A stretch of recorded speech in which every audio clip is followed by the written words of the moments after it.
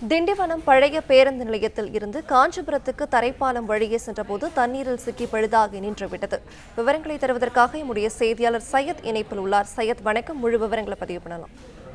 வணக்கம். விழுப்புரத்திலிருந்து காஞ்சிபுரத்திற்கு தடம் எண் 202 அரசு பேருந்து வந்து கொண்டிருந்தது.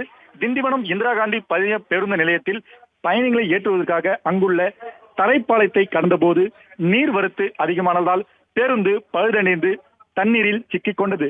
பேருந்தில் இருந்த சில பயணிகள் கைகளை கோர்த்து சங்கிலி போன்ற அமைப்புகள் ஏற்படுத்தி வெளியேறினர். ஏற்கனவே நேற்று கிடங்கல் ஏரியில் உபரி நீர் அதிகரித்ததால் போலீஸ் தரப்பில் அந்த பகுதியில் தடுப்பு ஏற்படுத்தி இருந்தது. அதனை அங்குள்ள வேன் டிரைவர்கள் தங்களது வாகனத்தை கழுவுவதற்காக தடுப்புகளை அகற்றியதாக கூறப்படுகிறது.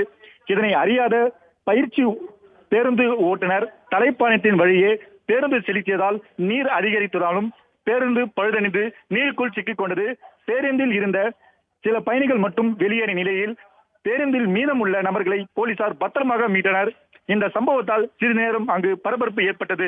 போக்குவரத்து ஊழியர்கள் போராட்டம் நடத்தி வரும் நிலையில் பயிற்சி டிரைவர் மணிகண்டன் அரசு பேருந்தை சரிவர இயக்க தெரியாததால் மழைநீரில் சிக்கிக் கொண்டது முதற்கட்ட விசாரணையில் தெரிய வந்துள்ளது.